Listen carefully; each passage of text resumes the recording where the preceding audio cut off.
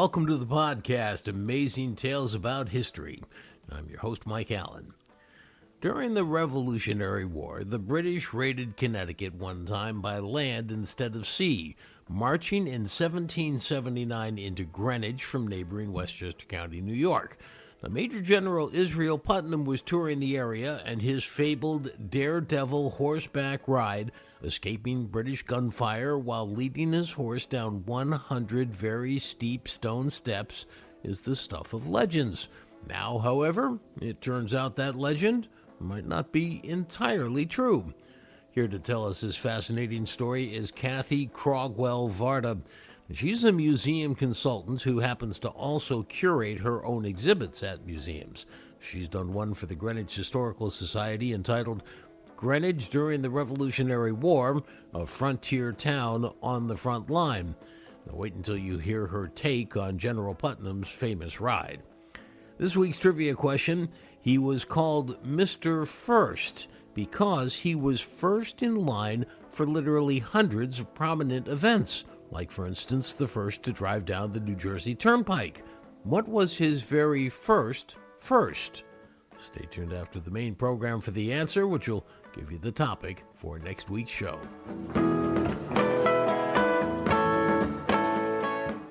During the Revolutionary War, whenever the British came into Connecticut to raid it, they usually brought their superior navy into Long Island Sound, docked on a community shoreline, and then ravaged the town. Now, in 1779, they surprised everybody by coming on foot. They walked through the woods of Westchester County and right into Greenwich. The attack devastated the town. It came on a winter day, late February 1789. The provisions taken by the British wiped out the town's food supply just as the planting season was approaching, so they had nothing to fall back on. The day that devastating raid on Greenwich occurred, General Israel Putnam and 150 of his men just happened to be in town. Now, Putnam was responsible for defending the very large area between the Hudson River all the way down to the Long Island Sound. He was based in what we call today Putnam Park in Reading. He had been stationed there by George Washington because 2 years before this Greenwich raid, in 1777, the British had marched inland to Danbury and burned the supply depot there. There had been no forces to protect Danbury, and Washington had been criticized for that, so he set up Putnam in Reading. Well, now the trusted Putnam was in place, and despite his advanced age for those times of 61, he was ready to go. Now, if you've studied this Greenwich raid, you know of the daring horseback ride undertaken that day by General Putnam, maneuvering his horse down a steep and extremely dangerous set of 100 stone steps, only to gallop off to Stamford after he got to the bottom to round up reinforcements. This while British troops were shooting at him as he's going down the stairs, but they were too fearful to try the stunt themselves. Well, today that hill is called Put's Hill in Greenwich, and you can see a good number of the stone stairs preserved in the hillside on U.S. Route 1 as you drive by. Well, now the curator of an exhibit on Greenwich during the Revolutionary War, Kathy Crogwell-Varda, says Putnam's ride may not have occurred the way we think it did. Kathy, it is great to have you on the program today, and it's going to be fun from a number of perspectives, and I've not done a show yet on Greenwich and what it was like in the Revolutionary War, and you have delved into this in such detail. You're going to be a perfect person to tell this story. Let's start off talking about this, sleepy, quiet farming community up until the Revolutionary War comes around, and then it starts, pitting what they called cowboys, or those in favor of the crown, versus Skinners, those who were coming up in favor of revolution. What was it like as this really started to take hold in Greenwich, and what was it like with neighbor versus neighbor there? Greenwich was the sleepy little agricultural community, less than 3,000 people right before the revolution starts. It's also a maritime community because don't forget it's right on Long Island Sound. Only 3 miles across the Sound to Long Island in New York City. So it's the closest town to New York. 3 of its borders surround New York State. And then, of course, you have the Sound, and one side is on Connecticut. At the very beginning of the war, right after Lexington and Concord, Greenwich are big supporters of Boston. They're sending money, they're sending clothing, they're sending goods. They see people defending their homes and they support that. But what starts to happen is after 1775, after Lexington and Concord, the British turned their attention to New York in 1776. And in August of that year, after Washington's horrible failures and losses in the battles in and around New York City and Brooklyn, and the British take hold of New York City, all of a sudden the people in this very quiet small town realize the enemy is literally within eyesight. You can go on the highest points of Greenwich and you can see Long Island, you can see New York. And danger was right outside their door. So often the selectmen of the town are writing to the governor, Governor Trumbull, and explaining we're a frontier town on the front lines of the American Revolution. They were the gateway to patriotic New England, but they were going to be the ones who were going to be facing the British more frequently than anyone else in Connecticut. So now, when this really boiled up into aggravated assault, one side versus the other, it was a lot of cloak and dagger, wasn't it? It wasn't just in the street. I'm a patriot. I'm a cowboy. I'm a Skinner. It was more at night and sort of behind the scenes that things took place, and they were frightening and scary. I mean, I heard one story about Sylvanus Meade. Can you recount that? Sure. So one of the things that really happens, and I think people miss this part about why there are so many raids into Connecticut during the Revolution. The British took control of New York City, but they had no way of getting provisions. Their way of provisioning the soldiers were raids into the countryside, whether it was Westchester County, which was a lawless territory that neither the British nor the Patriots controlled, or easier yet, take ships across Long Island Sound or do these raids of smaller regiments into Connecticut where you're stealing cattle, you're stealing grain, you're stealing goods from the houses, everything from clothing to blankets to whatever you could get your hands on. It was a way of shopping, so to speak. And what you find is that you have these rogue brigades of both patriots and loyalists throughout the territory who would make these nighttime raids. Sometimes some of them were audacious enough to do daytime raids into the countryside. Anyone who put up resistance was shot and killed. It was scary. It was a sense of lawlessness wherever you went. And you had people who were fleeing their homes. You had like Sylvanus Meade, who the British come up to his home and, he's insensibly murdered by the British, without any provocation. You have officers in the militia who go from house to house trying to evade the British during the winter, which, of course, in the winter, there are no battles in the winter. Everybody went into winter quarters.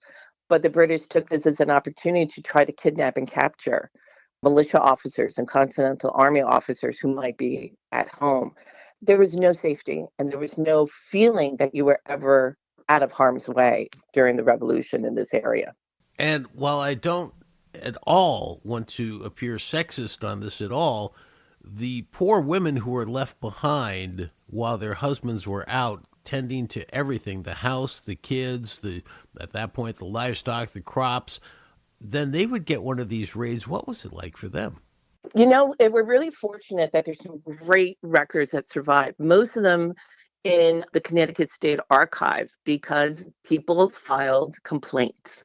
They filed lawsuits. They filed writs saying that they were not able to pay their taxes because of the losses they suffered during the raids by the British. So if you were General John Meade of Greenwich and you fled because you heard there was a raiding party of the British coming, it's your wife, Mary, who's at the front door confronting these British officers who are threatening to burn down their house. They turn over and break the furniture looking for her husband's papers. Because if you burn their papers, you lose the IOUs, the debts that people owed them, their rights to deeds. Anything that showed what they owned would be completely lost and destroyed. So they had no way of recovering debts. They had no way of proving that they owned these farms and these lands or homes. But it's the women who are on the front line. And this happens at the Bush Holly House, where the Greenwich Historical Society is based. Sarah Bush is 3 months pregnant. She has a toddler. She has her children from her first marriage, which are about 5 kids. She's married her brother in law after both their spouses die. He has another 4 children. He gets arrested by the Patriots and taken off to jail in Fairfield, Connecticut. And she's left home with all of these children, 10 enslaved people that she's responsible for overseeing. He has businesses, he has boats, he has farmlands. But at the same time, your neighbors are looking at you suspiciously. Why did your house survive this raid by the British? Why was your husband arrested? These are people that have known them their entire lives, but now they're looking at them like, do I really know you? What's going on? Just chilling stuff. I want to turn now to sort of the main event of what happened in Greenwich in 1779. Just to set the stage a little bit, as you said, the British had come in to New York City and had taken it back from Washington in 1776. And that was right after we had declared the Declaration of Independence. Then in 1777, they went inland to Danbury and burned Danbury and had the famous Battle of Ridgefield on the way back, and then went out through Campo in Westport. Then in 1779, now, with all this history behind them, it's winter, as you say. They often didn't fight in winter, but they still sort of kept tabs on each other. And at this point, the Patriot forces had sent as I understand it, a 30-man on horses detachment into Westchester County, this lawless area, as you describe it, to try and scout out what's going on, what intelligence can they bring back. And they saw a 1,500-man army marching up the coast, didn't they? Tell me what happened after that. You're absolutely right. This is the first time that there is an enormous raid by the British into Greenwich, and it's in February 1779, and it's led by General Tryon, who had formerly been Royal Governor of New York. He leads 1,500 men who had been down in the Bronx. They come up the Post Road, heading towards Greenwich. And the reason they're coming to Greenwich in the first place is because of the success of the whaleboaters. Since Connecticut had no navy, they were a colony. They relied on the British. They put together a navy that consisted mostly of whaleboats, small vessels that could really ply the waters of Long Island. The whole coast of Connecticut was filled with really talented, successful maritime men of all races. They were really causing a lot of damage to the British, particularly on Long Island. And so this was Tryon's way of punishing Connecticut and getting back for the whaleboat damages. But there was also a salt works in Greenwich, which was also one of the reasons for the raid. Salt works were where you preserve meat, how you would dry meat like in jerky that would then be sent to the army so that they would have protein in winter quarters. And Tryon was on his way to destroy that. But 1,500 troops come up. They're located, as you mentioned, by this company. And they get word, it turns out General Israel Putnam is in Greenwich at the time with the militia. He only has 150 men. And while they're trying to see if they can hold off the British, he knows there is no way this is going to be successful. As I heard the story, most of those scouts ended up getting killed and mauled, actually, by the British, and only a handful made it back to Greenwich. Is that true? It's kind of murky what happened to all of them. There's no definitive answer. But what we do know is that the British basically had free reign of Greenwich once they got there. And they're destroying homes, they're destroying businesses. They burnt the salt works, they destroyed boats, they captured cannon. So now you have Israel Putnam, who is, of course, quite a colorful character. He's doing a loop trip because he's in charge of everything for the Patriots from West Point on the Hudson River down to Long Island Sound, meaning Greenwich as well. And so he's down there, as you say, with his 150 forces, outnumbered 10-1. And first of all, before we get into what he did that day, which is infamous, what can you tell me is some of your favorite stories of when you think about Israel Putnam and what he meant to the French and Indian War and the Revolutionary War? Israel Putnam is one of those people where I have a sinking suspicion that the stories we like the best about him probably smack more of mythology than fact. He was a colorful person, born in Eastern Connecticut, served in the French and Indian War, as you mentioned, a really colorful, slightly violent experience during that. He's considered one of the story of him leaving his plow in the field when he gets the Lexington and Concord alarm. Of course, he's at the Battle of Bunker Hill and is credited with saying, "Don't fire till you see the whites of their eye." Greenwich even has folklore and stories about him. So, for example, we have pieces of furniture from the Bush family of Greenwich, who, as I mentioned, were suspected of being loyalists. And the family story that came with the pieces is that Israel Putnam was so lonely being away from his family while he was in Greenwich that he often would go to the Bush house and take tea at the table we have in the collection, and that he would take the daughters to balls, which he's a 60-year-old man and he's married, and I don't know if that would have been seen as a good idea. But the whole notion that a patriot general would be sitting and visiting the home of a suspected loyalist kind of smacks of folklore to me a lot. It does indeed. And now we're about to talk about what is probably one of the more, if you want to put it, mythological stories about Israel Putnam indeed. Now, he was not only in his early 60s, but he was described, and I don't want to insult anybody here, but as having ample girth. And I think that this is just important because of what he is purported to have done. So now this attack's underway. He's outnumbered, as we've established, 10 to 1, 1,500 soldiers versus Putnam's 150. They knew it was going to be a slaughter. He decides to go to Stamford for help. Pick up the story. So Putnam tells his men to go in full retreat, go and protect themselves. He'll ride off to Stamford to get reinforcements from the militia. He takes off on horseback, and the British cavalry are in hot pursuit. And he's in the center of Greenwich, where there's an incredibly steep hill, most of it's still there today, that was known to have these 100 stone steps to make it easier to get around. And having nowhere else to go but down this hill, the story is that Putnam and his horse went flying down these stone steps and safely evaded the cavalry and made their way to Stamford. The British cavalry being too intimidated by this steep hill to take off after him. Well, most of those stories about this escape come from the grandchildren of people who survived and lived through the revolution. And one of my favorite ones that tells the story, says how their grandfather stood in his doorway watching the battle. No, no, no. If the British are in your town and muskets are being fired and there's British everywhere, you're going to be hiding in your root cellar. You're going to be hiding in the fields or the tree lot. You're not going to be standing in a front door. But there are all these fabulous prints that are made in the 19th century showing a very robust Putnam on horseback flying down these stairs with the British at the top of the hill. We actually have two accounts that are really interesting to think about. One, when General Putnam files his report with George Washington, he never mentions how he evaded the British at all in his report.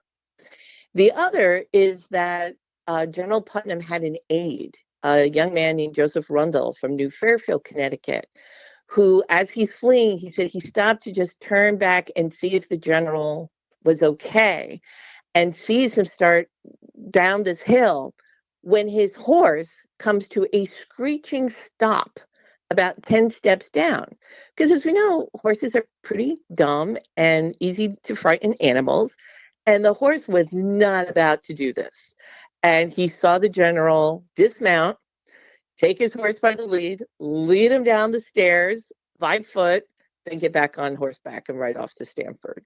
Not quite as romantic or picturesque as the story goes, but, he still came back with the militia. And they, while they didn't get to confront the British were already on their way back to New York, they were able to, take some prisoners of the British, saved some property that was being carted away in wagon loads, but far less picturesque than the story that's been easily told for 200 years. It's probably worth noting that the Daughters of the American Revolution still maintain that General Putnam rode the entire staircase that crazy day in 1789.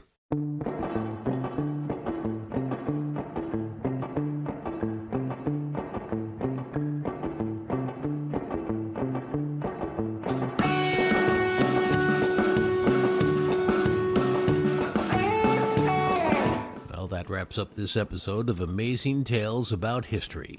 Putz Hill makes a great afternoon outing if you've got the time. You can see those stairs in the hillside and realize just how steep the hill was, especially before regrading occurred to build today's modern U.S. Route 1. I want to thank our guest for today's program, Kathy Crogwell-Varda, a museum consultant who has the wonderful opportunity to visit all the museums throughout the Northeast, reviewing their artifacts and recommending ways for them to be displayed more effectively for public viewing.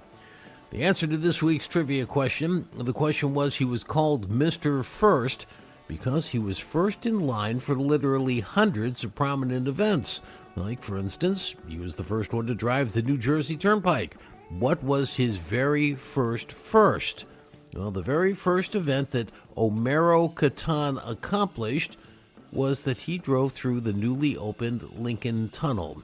Next week on Amazing Tales, the incredible story behind this bank teller by day and first-in-line strategist off-the-clock human being. You simply won't believe all of the hundreds of firsts he accomplished and how he did it. Amazing Tales About History is a production of True North Associates, LLC. This is Mike Allen. Be safe, and please stay healthy.